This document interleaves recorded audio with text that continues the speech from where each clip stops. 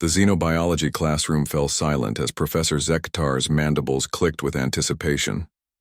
Around the circular amphitheater, students from 17 different species shifted nervously in their seats. Optical organs and sensory appendages focused on the reinforced containment unit at the center of the room. Today, the Velkari professor announced, his chitinous voice carrying across the space, we examine the apex predator of the Kethmora system, the Shadow Maw. A collective shudder rippled through the class. The Shadow Maw was legendary among the galactic community. 3 meters of pure killing machine with razor-sharp talons, photosynthetic camouflage, and a bite force that could crush starship hulls.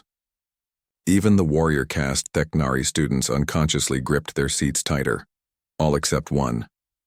In the back row, human exchange student Marcus Chen continued sketching in his notebook, occasionally glancing up with what his classmates had learned to recognize as mild interest. The same expression he'd worn when they'd studied the acid-spitting Mortaxi deathworms or the pack-hunting spiral rippers. The Shadow Maw, Professor Zektar continued, has never been successfully domesticated. It recognizes only 2 states of being, predator and prey. It has no concept of.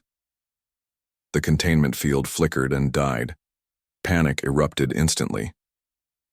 The aquatic Zilf students began secreting defensive toxins, their tank suits flooding with murky water. The crystalline Nethek entities' bodies chimed in harmonic terror. Even the professor's usually steady mandibles trembled as he reached for the emergency controls. The Shadow Maw emerged like liquid darkness, its obsidian hide rippling with bioluminescent threat patterns. 2 meters tall at the shoulder, it moved with the fluid grace of nightmare incarnate. Multiple rows of teeth gleamed in its elongated maw as it surveyed the room, electromagnetic sensors tasting the fear that saturated the air. Students scattered, some fainting from pure terror, others activating personal defense shields. The emergency alarm began its shrill wail, but everyone knew security would take precious minutes to arrive. Marcus sighed, set down his pencil, and stood up. "Hey there, gorgeous," he said, stepping into the aisle. The Shadow Maw's 6 eyes swiveled toward him, bioluminescent patterns shifting from threat display to confusion. This small, soft creature wasn't running. It wasn't releasing fear pheromones. It was approaching. I know. Marcus continued conversationally, walking down the steps toward the center of the room. Containment fields are the worst, right? All cramped up, can't move around properly. Professor Zektar's translator struggled with the human's casual tone. Student Chen, retreat immediately. Activate your defense protocols. Defense protocols?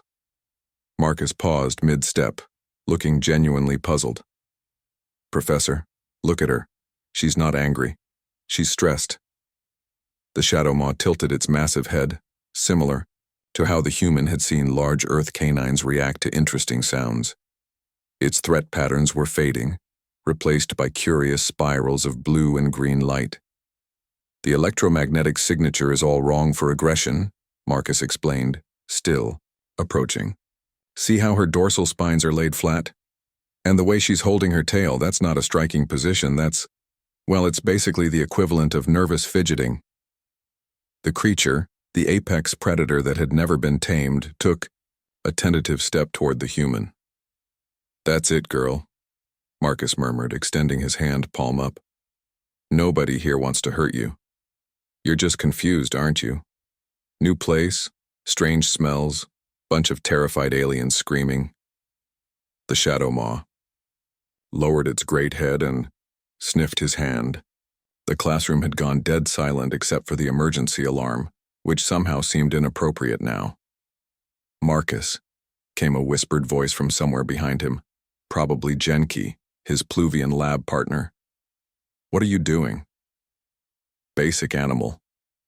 Psychology, Marcus replied, gently placing his hand on the creature's snout. The Shadow Maw's eyes half closed, a deep rumbling vibration emerging from its chest. Every predator species develops similar behavioral patterns, territorial marking, social hierarchies, stress responses. His hand moved to scratch behind one of the creature's lateral sensory organs. The rumbling intensified. Is it purring. Professor Zektar's voice had risen several octaves. More like a contentment vocalization, Marcus corrected, finding a particularly good spot behind the Shadow Maw's head. The creature's massive frame began to relax, settling into a lying position that put its head level with Marcus's chest. On Earth, we've been working with predators for thousands of years. Wolves, big cats, even apex marine species. The key is understanding that aggression usually stems from fear or stress, not malice. The Shadow Maw flopped onto its side, exposing its armored belly, the ultimate sign of trust in any predator species. Remarkable, the professor breathed. In 3 centuries of study, no one has ever. Because you've been approaching it as a monster instead of an animal, Marcus said, now giving the Shadow Maw proper belly rubs. The creature's back leg kicked involuntarily, just like every Earth dog he'd ever met. Even apex predators need socialization, positive reinforcement, basic emotional support. Security forces burst through the classroom doors, weapons powered and ready, only to stop short at the sight of the galaxy's most feared predator receiving tummy rubs from a human student. "Stand down," Professor Zektar called out, his voice still shaky with disbelief. "The situation is under control." Marcus looked up at his classmates, most of whom were still pressed against the walls in terror. "Oh, come on. Who wants to meet a good girl?" The Shadow Maw's tail began to wag. 3 hours later, after the emergency protocols had been officially canceled and the Shadow Maw safely returned to her habitat, with several new enrichment toys and a promise of more social interaction, Professor Zektar found Marcus in the hallway. "Student Chen," the professor began, "what you did today, it challenges everything we thought we knew about apex predator behavior." Marcus shrugged. "Maybe the problem isn't the predators, Professor. Maybe it's that the rest of the galaxy has forgotten that even the fiercest hunters can be gentle with those they trust." As he walked away, Marcus added over his shoulder, "Besides, she reminded me of my dog back home. Great Dane mix, same energy, just with more teeth." Professor Zektar watched the human disappear around the corner, mandibles clicking thoughtfully. Perhaps it was time to revise the xenobiology curriculum. And perhaps it was time to admit that these strange humans understood something about the universe that the rest of them had missed. After all, who else would look at an apex predator and see a friend waiting to be made?